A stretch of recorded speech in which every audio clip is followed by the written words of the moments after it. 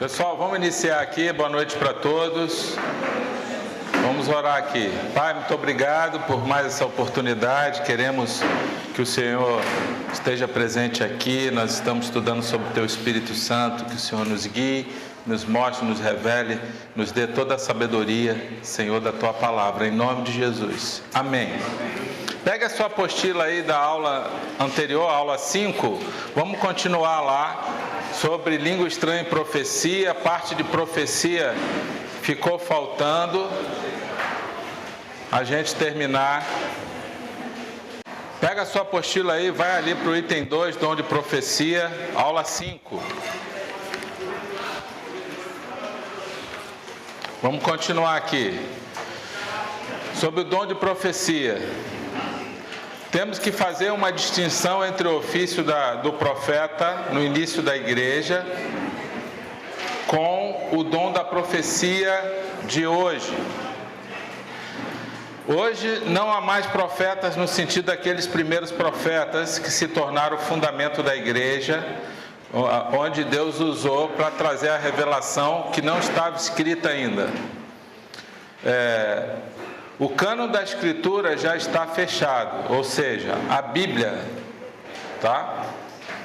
Hoje, qualquer manifestação subsequente deste dom deve ser submetida à palavra de Deus para verificar se há coerência. Então, a profecia, nós entendemos que hoje é trazer a mensagem de Deus que já está revelada na palavra, tá bom? A profecia, nós entendemos que não é aquela revelação do futuro que vai acontecer e tal, como a gente vê às vezes acontecendo por aí. Nós não entendemos assim.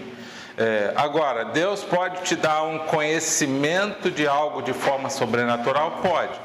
Isso nós entendemos que se encaixa mais no dom de conhecimento de 1 Coríntios 12, ali, tá?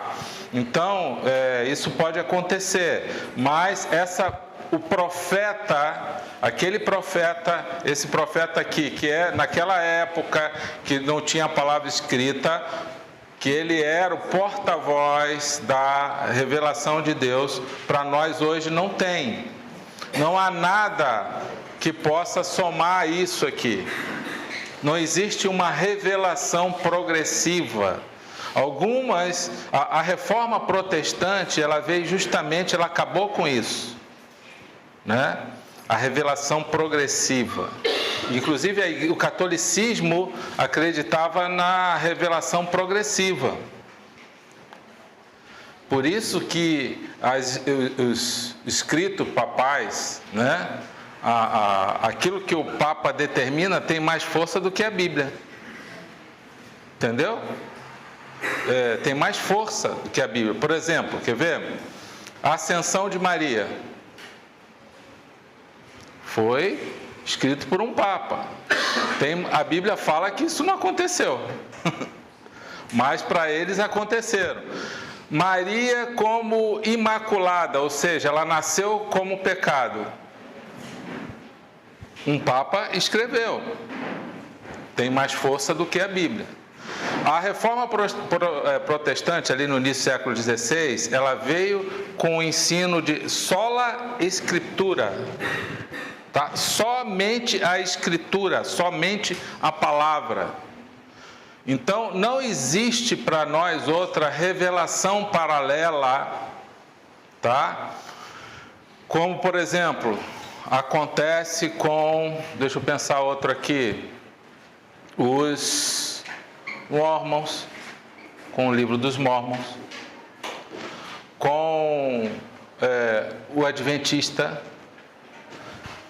que eles consideram a Ellen White, ao invés de eles darem um presente para uma pessoa da Bíblia, eles dão o livro da Ellen White. Tem muito poder, eles acham que tem muito poder o Adventista, além deles estarem presos na lei de Moisés, com o sábado e outras prescrições da lei que caíram, eles também estão presos a Ellen White, como se fosse uma profetisa deles. Entendeu isso? Nós entendemos as igrejas, principalmente da Reforma, Batista, Presbiteriana, metodista, essas igrejas que vieram com a reforma, somente é a palavra de Deus, a revelação de Deus, está tudo aqui, tá? Todo mundo entendeu isso? Você escolheu uma igreja batista para frequentar, então você tem que aprender a doutrina que é essa. Você não vai ver numa igreja batista que está seguindo, né, aquilo que realmente, numa igreja presbiteriana, por exemplo, outros ensinos, né, paralelos, tá? Moveres, revelações progressivas, isso não acontece. Não entendemos que é somente a palavra de Deus, a única revelação da vontade de Deus, tá bom? Qual o propósito da profecia? Está em 1 Coríntios 14, 3. Pode abrir a sua Bíblia aí, 1 Coríntios, abra aí, já sublinha esse versículo. Quando alguém falar em profecia, você já abre aí, 1 Coríntios 14, 3, que fala para que serve.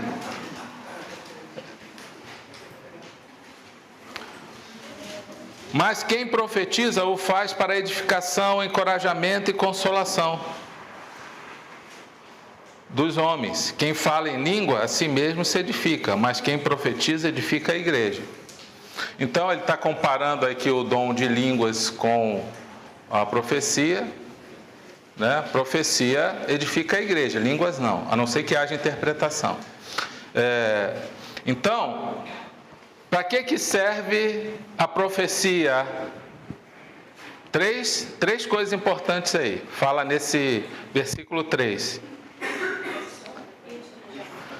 Edificação, consolação e exortação. A palavra de Deus gera isso em nós?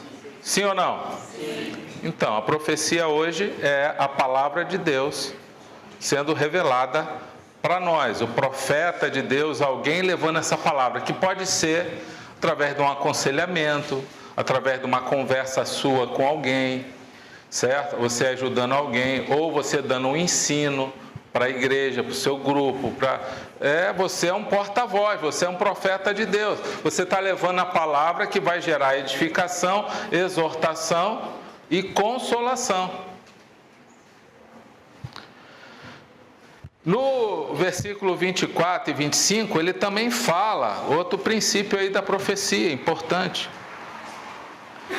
Mas se entrar algum descrente ou não instruído, quando todos estiverem profetizando, ele por todos será convencido de que é pecador e por todos será julgado. Então, outro propósito da profecia, qual é? Falou nesse versículo aí.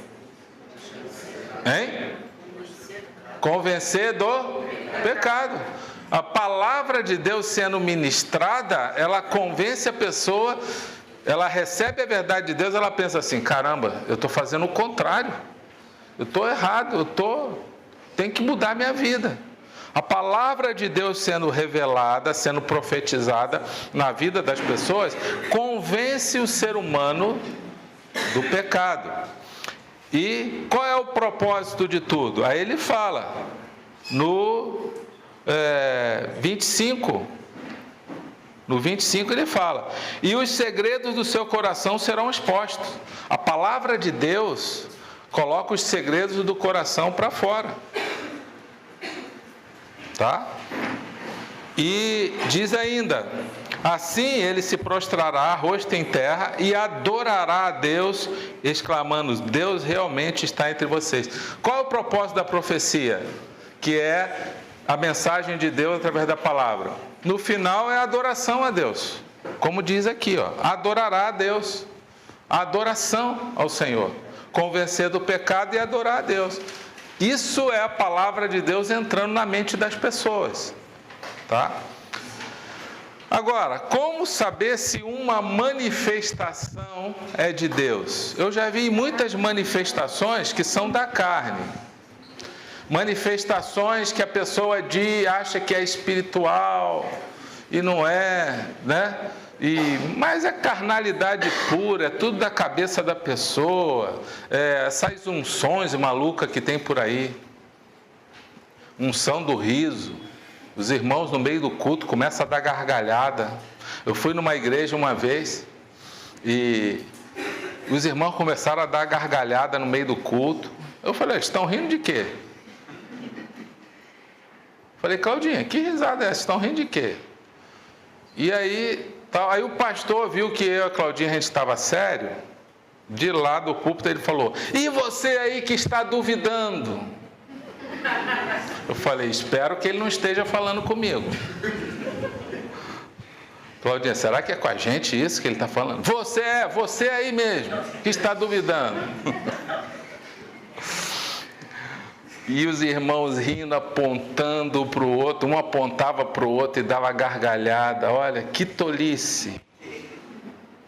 Olha, Deus não faz isso. Qual é o propósito disso? Você entendeu? Uma meninice, eu falei, olha, estou indo embora, tá? Deus abençoe vocês aí. Peguei e fui embora, no meio do culto. Falei, eu vou participar disso? Né? Não tem condição. Fui lá e tudo, por convite e tudo mais, mas tive que sair no meio. Não dá para participar, não sou conivente, tá? Com situações como essas, não há condição de participar de coisas assim. Porque quando você participa, você está sendo conivente com aquilo ali. Tá? E você tem que realmente examinar, como diz aí, amados, como saber se uma manifestação é de Deus? Não creiam em qualquer espírito, mas... O que fala aí? Examine ou provem os espíritos para ver se eles procedem de Deus ou não.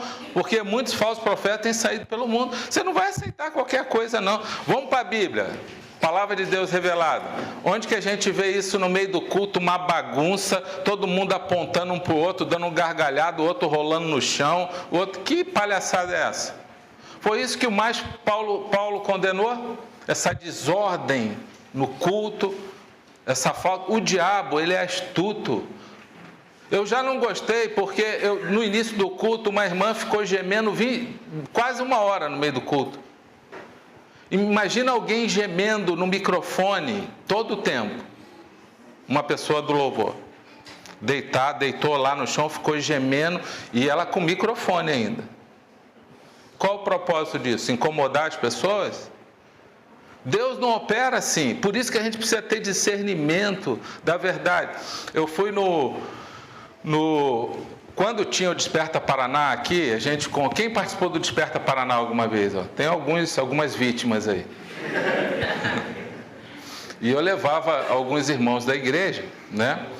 E chegando lá, um pastor, né, pregou a palavra, foi uma bênção naquele dia, gente aceitou Jesus, e gente se convertendo. No final, ele não ficou satisfeito.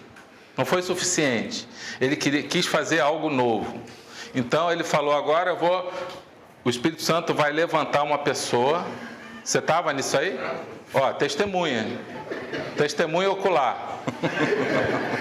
O Espírito Santo... Hein? Não, porque não levitou. O Espírito Santo vai levantar uma pessoa e vai transportar ela pelo alto e vai colocar ela lá do outro lado. E eu não sabia onde enfiava a cabeça. Os irmãos da igreja começaram a olhar para mim, assim, pastor, faz alguma coisa. Eu falei, eu não. Eu vou orar para Deus não fazer isso, coisa nenhuma. Esse cara é feiticeiro, alguma coisa assim? Falei, Deus, não deixa esse cara, envergonha esse cara que ele está querendo. Ele foi bem até aqui, mas ele agora está querendo aparecer. Deus não marca hora para milagre. Você entendeu isso? Culto de milagres, olha, nós vamos fazer aqui e acontecer. Deus não faz isso. Me mostra na Bíblia onde tem isso. São manifestações que Deus pode fazer pela misericórdia e graça dele, de um milagre, algo sobrenatural, mas não tem hora marcada, não. Vai depender, Deus vai ver a fé daquele que está ali, aqueles irmãos que estão ali, pessoas que ele quer edificar. E aí ele tentou uma vez, vamos lá, levanta, Espírito Santo, essa pessoa e tal, e põe ela lá. Tentou 1, 2, 3 vezes, ele não conseguiu, não fez nada. Aí eu falei, obrigado, Senhor. Né? Porque eu estava orando ali ao contrário. E tinha gente já caindo na conversa dele, torcendo. Vai, você vai conseguir. Falei, que isso? Deus virou circense agora? Mágico? Você entendeu? Você tem que... E a partir daquele dia, nunca mais levei ninguém no Desperta Paraná da igreja. Porque virou uma palhaçada. Você entendeu? Aí no final ele botou a culpa em Deus. Ah, pessoal, o Espírito Santo não quis fazer isso hoje não. Ele só faz aquilo que lhe apraz. Me deu vontade de ir lá apertar o pescoço daquele cara. Porque, sabe o que aconteceu? Por causa dessa mentira, essa falta de sabedoria, muitas pessoas tinham aceitado a Cristo ali, com sinceridade de coração. Agora ele colocou por terra aquelas pessoas que aceitaram Jesus, por causa da falta de sabedoria, por causa da meninice dele, por causa da criancice dele. Aquelas pessoas falaram, então isso aqui tudo é uma brincadeira, é uma palhaçada. É assim que é o Evangelho? Pessoas novas que foram lá visitar. Você entendeu? Deus não faz isso. Sabe o que é isso? Falta de palavra. É o cara querer a glória para ele. Ele fez uma pregação muito boa, pessoas aceitaram a Cristo, foi uma benção. Parava ali. Não precisa de mais nada. É a palavra que gera transformação. O cara não precisa querer fazer algo diferente. A gente não precisa ajudar a Deus. Tem alguns irmãos que pensam assim, quanto mais diferente a loucura que ele faz, mais unção, cheio do Espírito Santo ele está. Não é isso. Aí uma vez uma irmã passando mal lá, começou a gritar, eu fui lá, fui ajudar ela, eu era da diretoria da UPVEL. Caiu no chão lá e começou a assoviar alto, assoviar. E eu fui lá repreender aquele espírito maligno que estava tomando ela. Quando eu cheguei perto da mulher, um irmão me tocou assim, não, pastor, isso aí é um outro pastor falou comigo. Não precisa fazer nada não. Eu falei, por quê, rapaz? A irmã aqui... E ela assoviava alto, e encolhida no chão, e ficava se debatendo no chão, todo mundo olhando, um constrangimento só. Aí ele falou para mim, não, é a unção de águia. Eu falei, então ela vai voar daqui a pouco? Eu falei, que Deus é esse que faz isso com as pessoas? Unção de águia, é unção de leão, é unção de riso. Onde que a gente encontra isso na Bíblia? Por isso que a palavra de Deus é a revelação única, só a palavra. Não precisa ficar inventando mais nada. Isso não quer dizer que a gente vai cair no extremo de um Deus que não faz milagre, que o Deus da providência que nos socorre, porque Ele é onipotente, Ele faz o que Ele quiser. Agora, a gente não vê isso, Deus fazendo isso com as pessoas. Não é isso que é ser cheio do Espírito Santo. Depois a gente vai falar mais. Você tem que pôr à prova. Diz aí a letra B, não apaguem o Espírito, não tratem com desprezo as profecias, mas ponham à prova todas as coisas e fiquem com o que é bom. Afastem-se de toda forma de mal. Isso é bom, uma pessoa ficar rolando no chão ali, assoviando, uma mulher com o vestido lá aparecendo as pernas, aí vai uma pessoa ainda, puxa a saia, o vestido assim para não aparecer. Constrangimento, Deus não constrange, Deus não faz isso com as pessoas. Só tem uma coisa que constrange, é o amor de Deus. O amor de Deus constrange. Agora, Deus não faz isso com as pessoas. Não é isso que a Bíblia fala que é ser cheio do Espírito Santo. Santifica-os na verdade, a tua palavra é a verdade. Como saber se uma manifestação é de Deus? Primeiro você tem que examinar, você confronta com a verdade da palavra. A cada um, porém, é dada a manifestação do Espírito, visando ao bem comum. Todo dom é para ser bom para as pessoas, para edificar. Né? Não edificou coisa nenhuma. Não edificou coisa nenhuma. Né? Então, se tem alguém com um dom de Deus, sempre é para edificar a igreja. O problema é que as pessoas querem dons sobrenaturais.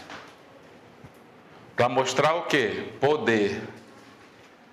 Mostrar poder e os outros olharem assim, como ele é espiritual. É isso que esse pastor que foi envergonhado lá no Desperta Paraná queria. Que as pessoas olhassem, olha como ele é poderoso, né? Não é, o poder está no nome de Jesus. É Jesus que faz, é o Espírito de Deus operando. E o Espírito de Deus sempre vai usar a vida dos filhos de Deus para quê? Para edificar a igreja. Fazendo o quê? Edificação, consolação, exortação, convencer as pessoas do pecado e tudo isso voltando em adoração a Deus. Se não tiver isso, pode sair fora, procura outro lugar, porque tudo tem que voltar em adoração ao Senhor. O problema é que as pessoas querem o sobrenatural. Quanto mais sobrenatural, isso aí ela se sente poderosa, ela se sente, né? E o inimigo percebe isso, essa meninice. E muitas vezes o inimigo faz acontecer, como citei o caso daquela irmã falando em línguas na igreja e depois caiu endemoniada, né? Porque o inimigo percebe isso. O inimigo, ele sempre quer imitar as coisas de Deus. Ele faz milagre, né? Você viu o testemunho aí da menina lá, Janaína? Teve experiências com satanismo, depois ela vai dar no culto hoje também, no outro culto, que é o sobrenatural. Isso é do ser humano, o ser humano gosta disso. Nós, como povo de Deus, se a gente precisar do sobrenatural para alimentar a nossa fé, já não é mais fé. Entendeu isso? Deus pode fazer milagre? Pode. Ele continua fazendo, a gente não limita ele. Mas não essas palhaçadas que a gente vê por aí. Você confronta, examina, vê, ó, isso não é de Deus não, estou fora disso aí. Tá? Aí o irmão falou, poxa, você não levou o pessoal da sua igreja, mas ainda bem que acabou. Se Desperta Paraná. Por quê? Um ministério... A gente sempre tem que lembrar disso. Um ministério, ele não prova a sua eficácia pelo boom dele que ele cresce. É um crescimento progressivo e constante. Igreja cresce assim. Aquele boom, aquele crescimento, aquela coisa, daqui a pouco, tudo fogo de palha, acaba tudo. Desperta Paraná. Aí me perguntaram, poxa, você não foi mais no Desperta Paraná, não levou outra coisa? O dia que vocês convidarem realmente pregadores sérios que vão transmitir algo bom, a gente vai, para ver aquilo lá, né? Convidar o outro lá como é que é o nome dele? Esse eu vou falar o nome porque ele é político. Marcos Feliciano, está por dentro, hein? Conhece aí, você estava lá também? O combinado é que ele ia pregar 1 hora. Sabe quantas horas o cara pregou? 3. Se fosse eu, sabe o que eu teria feito se eu fosse o presidente da UPVEL? Cortava o microfone. O cara ia ficar sem som. Falei, vai lá, meu irmão, vai lá, não deixa ele. Porque o outro que ia cantar, aquele irmão, esqueci o nome, estamos esquecendo dos cantores que estava aí, ele ia viajar de madrugada. E todo mundo estava lá esperando para ele cantar, que o pessoal gostava do louvor dele. Eu esqueci o nome dele, com a banda dele. E ele estava lá. O Marcos Feliciano ficou pregando horas e horas. Depois pegou a oferta de todo mundo, contou uma história triste lá, que ele estava sendo ameaçado e tal. E pediu R$1.000 de cada pessoa voluntária. Você viu isso aí? Hein? 15 pessoas, preciso de 15 pessoas, de R$15 mil. Já tinham levantado a oferta para o Desperta Paraná, para pagar aquilo ali. Aí vai o cara, se aproveita na pregação dele, levanta uma oferta para ele. Eu falei, eu não faço mais parte disso não, isso é uma palhaçada. E aí você não pode ser conivente com isso, porque isso é um desserviço ao Evangelho. Pessoas se afastam de Deus por causa desses escândalos, né? Então, graças a Deus acabou esse Desperta Paraná, porque não estava sendo bênção. E é assim, olha, não dura. O cara quer fazer palhaçada, quer inventar moda, acaba não durando mesmo, porque Deus não abençoa. Como Como nós seremos conhecidos? Pelos frutos. É o princípio de Jesus. Vocês vão reconhecer pelos frutos. Tá bom? As ações do Espírito de Deus não são medidas por manifestações emocionais, êxtases, gritos, choros, tremedeiras ou unções, cair no chão, rolar. Você olha, ignora, isso aí para Deus não fala nada. Isso aí qualquer um faz. Emocionalismo, qualquer um faz. Você entendeu? Isso não significa nada. Agora, isso não quer dizer que uma pessoa, podendo ter uma experiência com Deus, ela se emocionar. Pode acontecer. Mas não se mede, isso aí não é um referencial que mede se uma pessoa ali está cheia do Espírito Santo, se ela está tendo um relacionamento com Deus, um crescimento espiritual. Tá? É um engano, é um erro isso. Né? Porque a tendência no meio pentecostal é pensar assim: quanto mais emoção, mais Deus está agindo. Tremedeira, caiu no chão e tal, e choradeira. Não é assim. Como que a gente vê se realmente Deus está agindo na vida da pessoa? É quando está tendo transformação de vida, quando ela começa a dar fruto. Não é uma experiência isolada, onde a pessoa vai se encher ali do Espírito de Deus, naquela experiência isolada, e depois, né, ali ela se encheu. Não é assim. Isso é um erro, é um engano. Lembra que o pentecostalismo ele começou no século passado, no início do século passado, esse movimento pentecostal. Que são irmãos que em Cristo que são pessoas salvas, são. Mas há uma divergência doutrinária importante na questão do Espírito Santo, tá? Que você precisa saber e entender, principalmente aqueles que vieram de igreja desse movimento pentecostal. São irmãos na fé, não criticamos, mas nós vamos ver muita coisa, muita heresia que não está na palavra. Aí você vai ter que perceber, por isso que Deus fala para você provar os espíritos. Por isso que o discernimento de espírito é essencial nisso aí, para você discernir, para você não ser enganado. Isso é de Deus. Isso não é de Deus. Quem tem esse dom de discernimento de espírito vai saber. E você sempre confrontando, examinando com as escrituras. Tá? Alguma pergunta sobre profecia? Alguém tem alguma pergunta? Quer falar alguma coisa? Alguma dúvida? Tá. Vamos lá, plenitude do Espírito Santo. O que é isso? Essa plenitude do Espírito Santo? É ser cheio do Espírito Santo.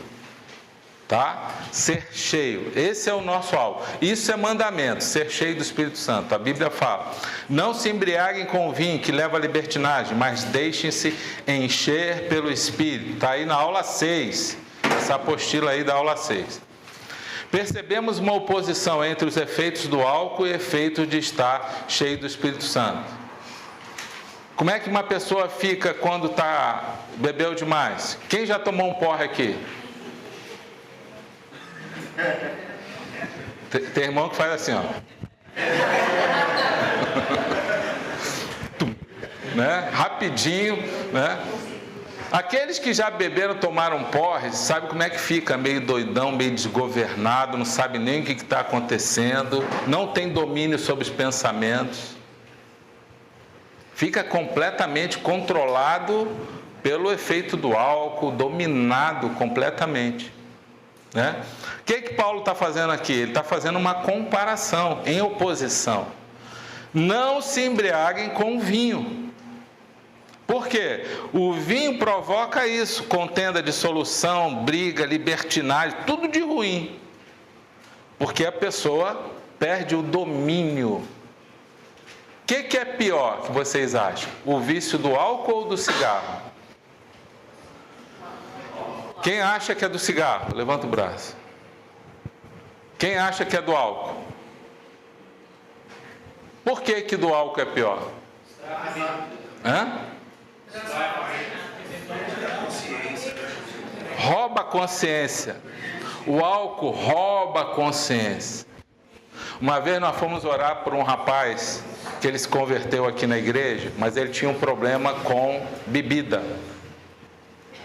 E a esposa dele era casado e ele sabia que ele não podia beber. Toda vez que ele bebia, ele ficava endemoniado. E era terrível orar por ele, porque ele não tinha domínio, o demônio saía do corpo dele, como ele não tinha domínio da mente, entrava de novo o demônio. Aí a gente orava, expulsava o demônio, saiu o demônio. Aí ele chorava, arrependido. 1 minuto depois, entrava de novo. Porque ele não tinha domínio da mente dele. Ficava claro ali. Só quando passava e dava um banho frio nele, tinha que tirar todo aquele efeito do álcool dele. Aí ele conseguia declarar as verdades em Cristo. Eu sou de Cristo. E, Senhor, me confessar o pecado dele. E toda vez que ele bebia, ele ia para o prostíbulo, prostituição. E esse foi um dos que eu orei. Porque tem alguns irmãos que a gente ora, né? Assim, Senhor, eu não estou conseguindo ajudar esse irmão. A gente tem ajudado ele, né? Ele se converteu aqui, mas ele não quer se endireitar. Senhor, leva ele para outra igreja. Eu não estou conseguindo ajudar. E aí, sabe o que Deus faz? Normalmente, Deus leva para outro estado. Eu falei, não, Senhor, não precisa ser tão longe. Por aqui mesmo, mas a gente não está conseguindo ajudar ele. E Deus levou esse irmão para outro estado, né? Porque, na verdade, ele era um crente carnal. Ele queria Jesus, mas ele queria o mundo. Não dá para conciliar. Ou um ou outro. Ou você vai ser de Cristo. Se você quiser o mundo e Jesus, lá em Tiago 4 fala que você se torna o quê? Se você quiser ser amigo do mundo, você se torna o quê? Inimigo de Deus. E no versículo seguinte, Deus fala que o Espírito Santo sente ciúme. Ele fica enciumado porque é dele, mas quer usufruir daquelas benesses malignas do mundo, dos favores do mundo, da carne, do pecado, né? Então, o Espírito Santo é o oposto desse efeito do álcool. O Espírito Santo, ser cheio do Espírito Santo, a pessoa fica controlada, dominada pelo Espírito de Deus, porque está cheio, ser cheio do Espírito, né? E quando a gente está cheio, qual é a primeira característica de uma pessoa que está cheia do Espírito Santo? O que ela tem que manifestar? Hein? Alguém falou santidade. Qual é o nome do Espírito? Santo. Se o Espírito é santo, o que tem que manifestar primeiro? Santidade na vida da pessoa. Se o Espírito é santo e a pessoa está cheia do Espírito Santo, tem que manifestar primeiro santidade, vida com Deus, santidade. E no pacote vem todos aqueles frutos do Espírito: amor, paz, bondade, alegria, paciência, mansidão, fidelidade, parará, domínio próprio, né? Cristo, me ajuda aqui. O que tem aqui nesse copo aqui? Água. Esse copo está cheio d'água, né? Se o Christian esbarrar aqui, Cristo, esbarrou, o que saiu do copo? Por quê? Porque o copo está cheio d'água. Se a gente estiver cheio do Espírito Santo, o que vai sair de nós? Aquilo que é fruto do Espírito: amor, paz, bondade, porque a gente está cheio disso. A gente está cheio desse Espírito. Então tem que manifestar domínio próprio das emoções, A pessoa que está ali naquela briga, naquela contenda, inveja, e briga com todo mundo, e não se arrepende, e tal, e confusão, e desonestidade. Mas está cheio do Espírito. Opa, peraí. Não, mas é o irmão que fala a língua lá e tal, não sei o quê. Não, não é isso. Não é isso que eu vejo na Bíblia. Então, isso é ser cheio do Espírito Santo. Essas manifestações, sinais visíveis e caracterizadores de uma vida cheia do Espírito Santo. Uma pessoa pode ter dons espirituais e manifestações milagrosas e ser tão carnal como a igreja de Corinto. A igreja de Corinto tinha todos os dons. Está lá na Bíblia. Fala, tinha todos os dons. Tá? Mas era uma igreja que tinha muitos problemas de imoralidade, de briga, de divisões, de contendas, né? Línguas estranhas e profecias não são evidências de estar cheio do Espírito Santo, ou mesmo unções ou milagres. Exemplo, unção da águia. Coloquei algumas que eu já vi, tá? Tem mais por aí. Estou falando do que eu vi, presenciei. Unção do leão, do riso, cair no espírito, levitação, hipnose. Né? O irmão lá tremendo e se debatendo no chão. O que aconteceu com o irmão? Ele não está cheio do espírito. Eu falei, não, mas não é assim. E não é isso que é estar cheio do Espírito. Mas isso é muito forte no meio pentecostal. Por quê? Porque é ensinado esses sinais visíveis que parecem algo sobrenatural, mas muitas vezes é o emocional da pessoa, depende do temperamento. Se for uma pessoa mais racional, lógica, que ela não vai querer fingir, porque alguns fingem, ela não cai nisso. Porque depende do temperamento, depende da mente da pessoa. Ela não manifesta, né? Emocional nenhum, cair no espírito, nada disso, porque a mente dela não é sugestionada a isso, né? Eu vi os irmãos lá caindo no espírito. O pastor fez uma fila, né? Fez uma fila de pessoas, aí ele ia orando, as pessoas iam caindo. A pessoa, por sugestão, está ali e ela está esperando, vai chegar a minha vez, eu vou cair. Todo mundo está caindo, eu também quero cair, porque isso mostra que o Espírito de Deus está me dominando, me controlando, eu vou cair. Inclusive, se ele não cair, eu ajudo ele. Me segura aí que eu vou cair, tem que ficar alguém atrás. Por favor, meu irmão. Eles fazem uma forcinha. Dá uma ajudinha, né? Para não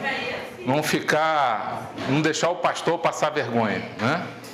Então, isso tudo são manifestações para mostrar o quê? Mostrar o quê? Na verdade, um cara que está ali conduzindo isso, que quer aparecer, quer mostrar um poder sobrenatural para as pessoas idolatrarem aquele homem. Os Benihim da vida, né? Que até deu uma sumida, ainda bem, né? Que o cara pode ser até crente, pode ser até convertido, mas está no engano. É o engano. Enganado, entendeu? E vai formando discípulo e ensinando isso aí, porque inclusive dá dinheiro, né? Alguns exemplos de quem foi cheio do Espírito Santo. E você não viu manifestar nada disso aí. Jesus, em Lucas 4:1, cheio do Espírito Santo, foi tentado no deserto. Agora, vamos ver se ele está cheio do Espírito Santo mesmo? Na hora da tentação, se ele resistir. Aí o cara está cheio do Espírito Santo. Na hora ali que ninguém está vendo, ele está sendo tentado, aquela mulher se jogando em cima dele, aquela mulher linda se oferecendo para ele, ele lá em outro estado, ninguém vai ficar sabendo. Vamos ver se ele está cheio do Espírito Santo mesmo, se ele vai resistir essa tentação, né? Se ele resistir, o Senhor marca lá, olha, anota aí que esse cara aí realmente quer me agradar.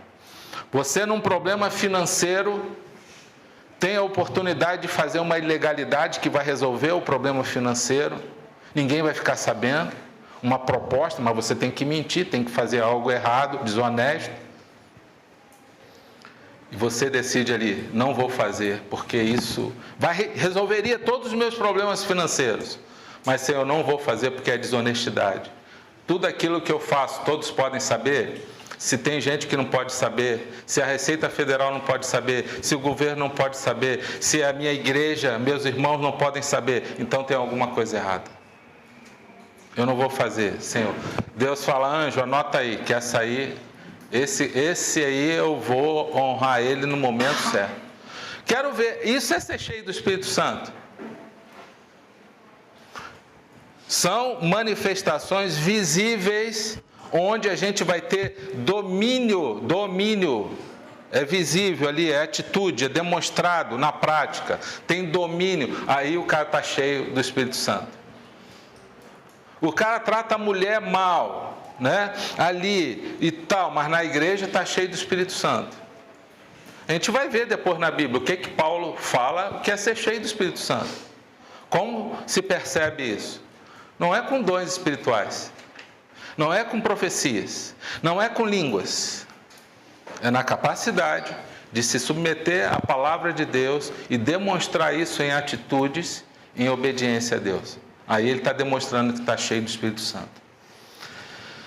Olha aí, Estevão, Pedro em Atos 4:8, Barnabé, homem super generoso, né? Consolador, chamado de o Consolador. Né? Só quem foi chamado de consolador na Bíblia foi o Espírito Santo. Barnabé tinha atributos ali, virtudes de Deus nos relacionamentos com as pessoas, que as pessoas chamavam ele de consolador. Ele era conhecido como esse cara que usava a verdade de Deus para consolar as pessoas. Paulo, em Atos 13:9, depois você pode ler com calma esses versículos aí. Uma pergunta, é uma repentina, o ser cheio do Espírito Santo é uma repentina inspiração de um momento ou um processo crescente, gradativo e contínuo que vai se consolidando? Quem acha que é uma inspiração de um momento? Quem acha que é um processo crescente, gradativo e contínuo? É o que nós cremos. Ser cheio do Espírito Santo não dá para se encher ali numa programação e depois se esvaziar completamente. É um processo de maturidade, de ir trabalhando, de ir tendo a vida transformada. E nós vamos ver esse contexto então. Abre aí em Efésios 4:22. Esse é o contexto aí, Efésios. Vamos ler antes primeiro aqui, comparar essas duas passagens. Efésios 5:18-25 e Colossenses 3:15-20. São duas cartas muito parecidas. Paulo, ele escreve a carta de Efésios se referindo mais à igreja.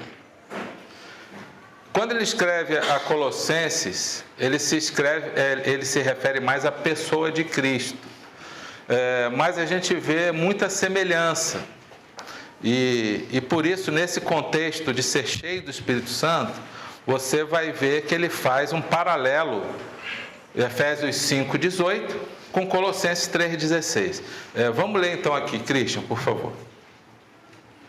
Não se embriaguem com vinho que leva à libertinagem, mas deixem-se encher pelo Espírito, falando entre si com salmos, hinos e cânticos espirituais, cantando e louvando de coração ao Senhor, dando graças constantemente a Deus Pai por todas as coisas, em nome de nosso Senhor Jesus Cristo. Sujeitem-se uns aos outros por temor a Cristo. Mulheres, sujeite-se cada um a seu marido como ao Senhor, pois o marido é o cabeça da mulher, como também Cristo é o cabeça da igreja, que é o seu corpo, do qual ele é o Salvador. Assim como a igreja está sujeita a Cristo, também as mulheres estejam em tudo sujeitas a seus maridos. Maridos, ame cada um a sua mulher, assim como Cristo amou a igreja e entregou-se por ela, para santificá-la, tendo-a purificado pelo lavar da água mediante a palavra. Colossenses. Que a paz de Cristo seja o juiz em seu coração, visto que vocês foram chamados para viver em paz, como membros de um só corpo, e sejam agradecidos. Habite ricamente em vocês a palavra de Cristo. Ensinem e aconselhem-se uns aos outros com toda a sabedoria, e cantem salmos, hinos e cânticos espirituais com gratidão a Deus em seu coração. Tudo que fizerem, seja em palavra ou em ação, façam-no em nome do Senhor Jesus, dando por meio dele graças a Deus Pai. Mulheres, sujeitem-se cada um a seu marido, como convém a quem está no Senhor. Maridos, ame cada um a sua mulher e não trate com amargura. Filhos, obedeçam a seus pais em tudo, pois isso agrada ao Senhor. Pais, não irritem seus filhos para que eles não desanimem. Então, o apóstolo Paulo está escrevendo 2 cartas, mas você percebe que quando ele fala aqui ser cheio do Espírito Santo, falando enchei-vos do Espírito e tal, falando entre si com salmos, hinos, cânticos, perceba o gerúndio, falando, dando graças, e ele vem dizendo o que tem que fazer, ser cheio do Espírito Santo, que é um ato contínuo, e está dando a ideia de ação agora, do que você tem que ir fazendo para realmente refletir o que é estar cheio do Espírito Santo. Então, quando ele escreve a Colossenses, ele não usa agora estar cheio do Espírito Santo. Ele fala, habite ricamente, é o versículo que está aí, Colossenses 3,16, em vocês a palavra de Cristo. Ensine e aconselhem uns aos outros com toda a sabedoria, cantem salmos, hinos, tarará, tarará. O que ele está querendo dizer é o seguinte, olha, ser cheio do Espírito Santo é deixar habitar ricamente a palavra de Cristo em nós. Ele está querendo dizer, e como você vai demonstrar isso? Falando, cantando salmos, hinos, cânticos espirituais, dando graças a Deus. Aí ele vem aqui agora, sujeitando-se uns aos outros. Olha como isso é difícil, né? Se sujeitar uns aos outros. Aí ele continua, mulheres, como que a gente vai mostrar que está cheio do Espírito Santo? Mulheres, sujeite-se ao seu marido. Marido, ame a sua mulher como Cristo amou a igreja, dando a vida. A gente não vê. Olha o contexto. Você sempre tem que ir para o contexto. Quando que Paulo falou ser cheio do Espírito Santo? Esse é o contexto. Que ele fala, olha, isso, você vai demonstrar isso é comportamental.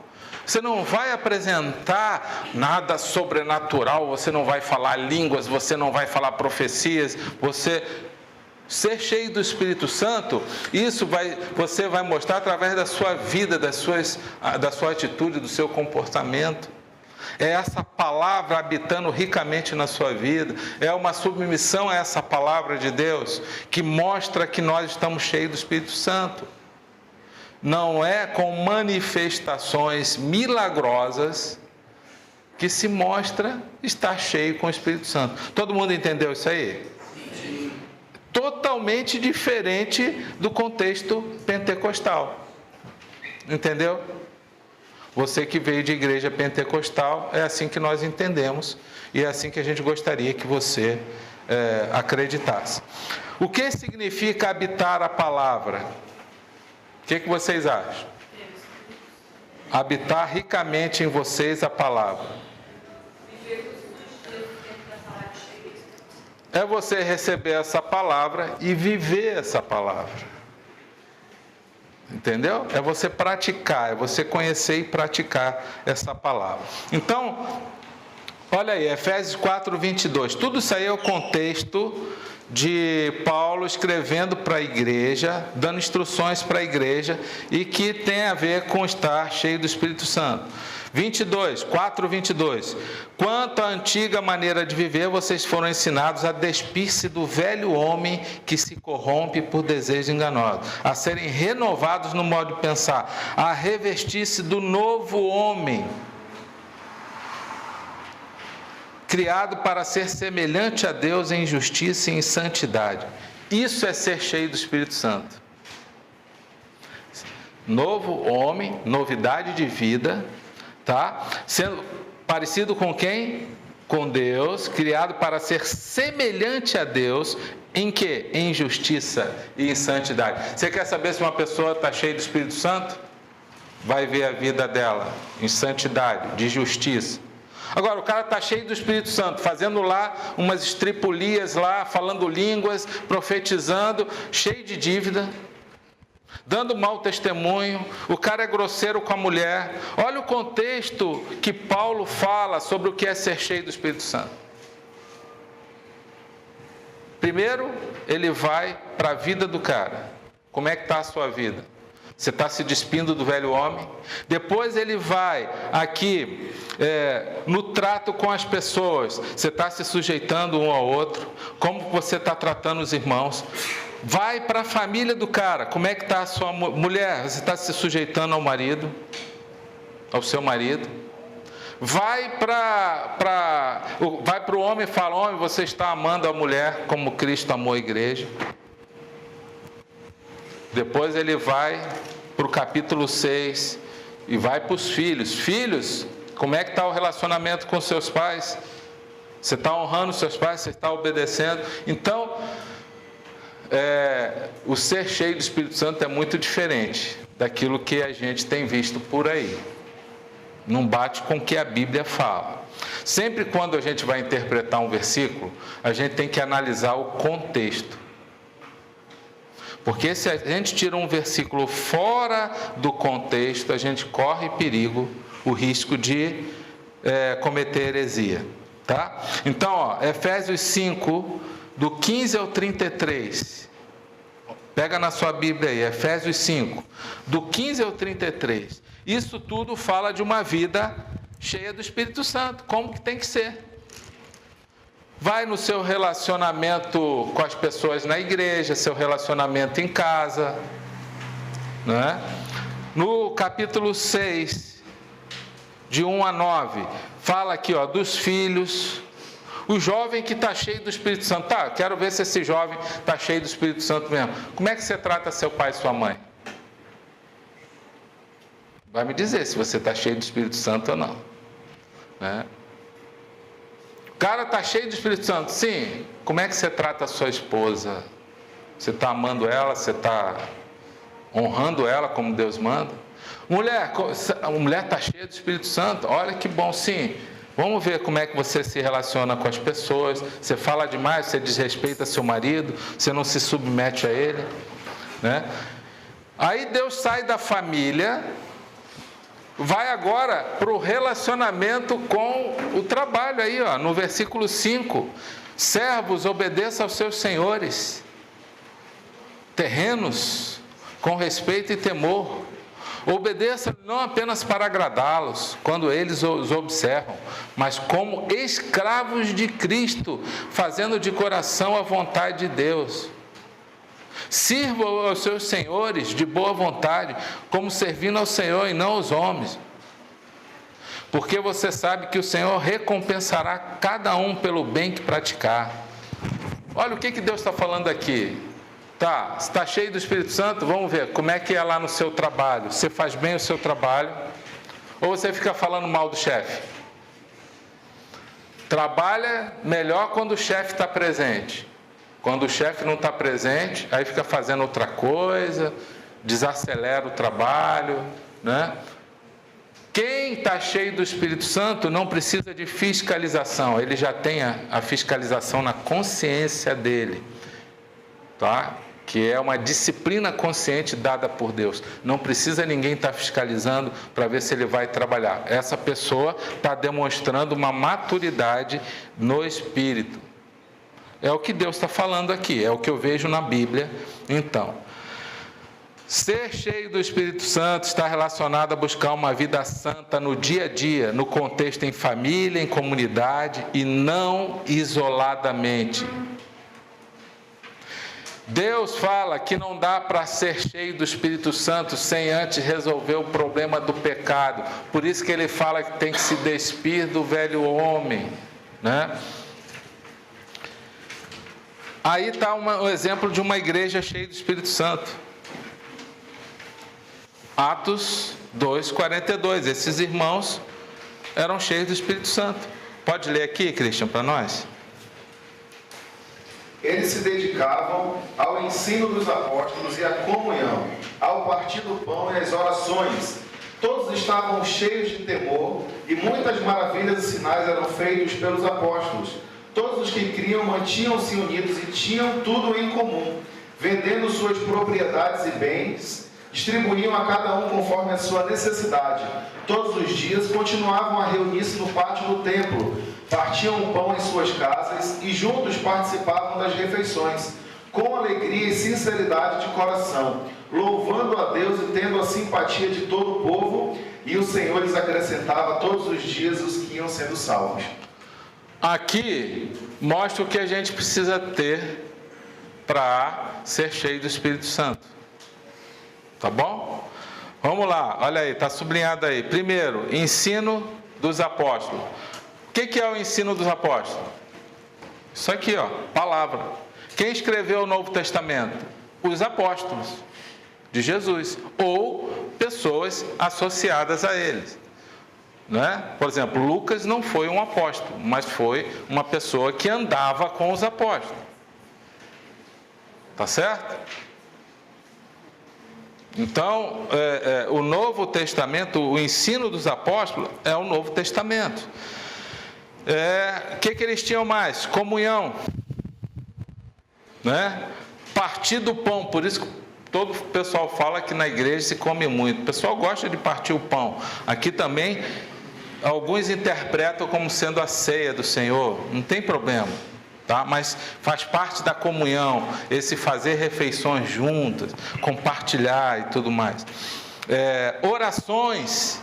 Quer ser cheio do Espírito Santo, meu irmão? Tem que dobrar o joelho, tem que ter teu tempo com Deus, tem que ter ensino, tem que ter palavra, tem que ter comunhão com os irmãos. Dá trabalho? Sim. Salvação é pela graça mediante a fé. Agora, ser cheio do Espírito Santo, você vai falar assim para o seu irmão, você vai ter que ralar. Não vai ser assim um experimento isolado, né? Que Deus vai te encher e de repente você vai esvaziar. Não. É um ato contínuo, gradativo, consciente, que você vai se enchendo de Deus e vai amadurecendo e vai crescendo, vai se despindo do velho homem, vai lutando contra o pecado, vai tendo vida transformada, você se torna um marido melhor, um pai melhor, uma esposa melhor, uma pessoa que se relaciona melhor com os outros, no seu trabalho, cada vez melhor, você está se enchendo do Espírito. Posso perguntar uma coisa para você? Pode.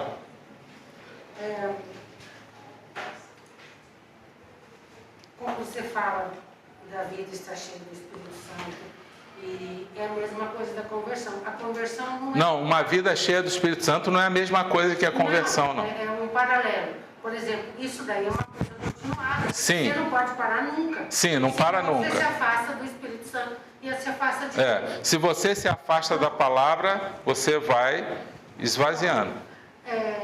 A conversão, ela é um fato isolado? Você se converteu, acabou? Ou ela é um fato continuado? Não, a conversão é um fato isolado, onde você começa a partir de uma decisão sua, tá? Uma decisão de entrega de vida. Pode se tornar assim parecido como se fosse algo progressivo. Às vezes acontece isso com a pessoa, que a pessoa vai sendo trabalhada aos pouquinhos, ela vai indo na igreja, isso aconteceu comigo, ela vai sendo trabalhada, mas no fundo, ela sabe que ela não entregou totalmente, mas ela está indo, ela está caminhando para isso, e ela vai indo, parece que é algo progressivo, mas na verdade ela não entregou ainda a vida totalmente. Vai chegar um momento que ela toma a decisão, não, entreguei totalmente. Aí sim, é uma conversão, começa com uma decisão e o Espírito Santo vem, entra nela, como a Bíblia fala, sela ela com Deus, sela ela com o Espírito Santo, Jesus batiza ela com o Espírito Santo, e nós vimos lá na aula de batismo com o Espírito Santo, que eu acho a 2 ou a 3, fala que o batismo com o Espírito Santo é o fato ali na conversão, é o ato na conversão. É assim que nós entendemos. Encher do Espírito é diferente, é progressivo, é gradativo, a partir do momento que você vai se enchendo da verdade, da palavra e buscando isso que a gente está falando aqui, ó. Oração, todos estavam cheios de temor. O que é temor a Deus? Hein? Está relacionado a obedecer, se submeter por temor a Deus. Agora, o temor pode ser por dois motivos. Eu tenho temor. Quando a gente fala em temor, a gente lembra de medo, não é isso? Pode ser por medo. Medo por ser castigado? Pode. É um temor, você tem temor. Então, é aquela criança que obedece por medo, mas é coisa de criança isso aí. Qual é o temor que Deus quer? Baseado no amor, João 14, 21. Não é? Aqueles que me amam obedecem os meus mandamentos. Isso já é para quem é mais maduro, alguns irmãos mais maduros. Agora, aquele novinho na fé ali, ele tem medo. Deus vai castigar? Não tem problema, isso não pode ficar assim a vida toda. Né? Criança espiritual, que só obedece por medo. Não obedece pelo princípio do amor, não. Eu amo o Senhor, eu creio nele, ele é o meu Deus, eu entendo tudo que ele já... É o processo de maturidade. Eles tinham temor, eles mantinham-se unidos, tinham unidade, tinham tudo em comum. Alguns vendiam as coisas lá para dar para o outro que estava passando necessidade. Tá? Um ajudava o outro, eles se reuniam, tinham o hábito de se reunir, refeições juntas de novo, olha aí. Tinham o que? Alegria, sinceridade de coração, eram sinceros, não tinha falsidade um com o outro. Né? E agora tem os irmãos que às vezes interpretam, não, sinceridade, não, eu falo tudo que dá vontade, eu falo tudo que vem na minha cabeça, eu não escondo nada. Espera aí. Vamos falar a verdade em amor, vamos ser sinceros em amor, né? Não é verdade? Não, fala a sinceridade. Sim, você tem que ser sincero, realmente, mas em amor. Se precisar chamar e ser sincero com a pessoa, seja sincero, inclusive com você mesmo. Louvando a Deus, tendo a simpatia de todo o povo. E o Senhor lhes acrescentava todos os dias os que iam sendo salvos. Tendo a simpatia de todo o povo. Essa igreja tinha a simpatia do povo. Por quê? Caía na graça do povo. O povo via aqueles irmãos. Aqui fala alguma coisa de unção de águia, de irmãos estrepulando, né? Irmãos, né? Eu não vejo. Tinha maravilhas e sinais? Tinham. Irmãos sendo curados, respondendo a oração lá do outro. Tá? Tinha o sobrenatural? Tinha. Mas a gente não vê uma ênfase nisso. Que a gente vê aqui é que essa igreja caía na simpatia de todo o povo. E por causa do amor dela, por causa da unidade que tinha, o Senhor acrescentava todos os que iam sendo salvos. Aquelas pessoas iam se convertendo. Falavam, não, eu quero estar no meio desse povo aí. Eles aprendem a palavra, eles vivem o que eles pregam, eles são unidos, eles ajudam um ao outro, você entendeu? Tem uma alegria, são sinceros. Quem não quer estar no meio de pessoas assim? Caiu na simpatia de todo o povo. Como caiu na simpatia do povo, todo o povo, aquela igreja atraía pessoas. E o que acontecia? Gente ia se convertendo. Responda, você acha que tem uma vida cheia do Espírito Santo? Dê uma nota de 0 a 10. Você deseja ter uma vida assim, cheia do Espírito Santo? O que você pretende fazer? Você precisa meditar mais, orar mais, largar alguns pecados, se despir do velho homem. Né? O que você precisa fazer? Há algum pecado que precisa se arrepender? Escreva aqui uma oração pedindo a Deus para ser cheio do Espírito Santo. Você tem que pedir isso aí. Senhor, eu quero ser cheio do Espírito Santo. O que eu preciso fazer? Senhor, eu desejo isso, porque Deus fala para a gente ser cheio do Espírito Santo. Então nós precisamos obedecer. Isso é um mandamento para todos nós. Amém? Terminando a aula, semana que vem, não falte, nós teremos uma avaliação. Traga suas apostilas preenchidas. tá? Nós vamos ter um teste aqui bem simplesinho, que até a Nova Kids fez, tá, o pessoal lá. Dá uma lida geral nas apostilas, não precisa decorar nada, não precisa nada de decorar nada, só dá uma lida geral, tá?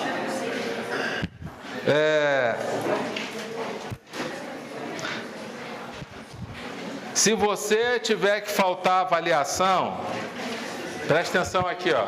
Alguém aqui não vai poder estar no domingo aqui? Tá. Então, o que você precisa fazer? Depois você liga para a secretaria, logo na semana seguinte marca uma segunda chamada. Você vai marcar lá com a Laís ou com o Fábio, tá? Para você fazer essa segunda chamada, tá bom? Não esqueça não. Vamos encerrar aqui. A lista de presença, alguém não marcou? Tá, então vamos marcar aí. Você que não marcou, nós vamos encerrar, depois você marca ali, tá bom? Pai, obrigado por essa aula, por essas pessoas, que o Senhor possa abençoar a vida de cada um e nos ajude, Senhor, a sermos cheios do Espírito Santo, porque é o nosso desejo e sabemos que é um mandamento do Senhor. Abençoa a vida de cada um, em nome de Jesus. Amém.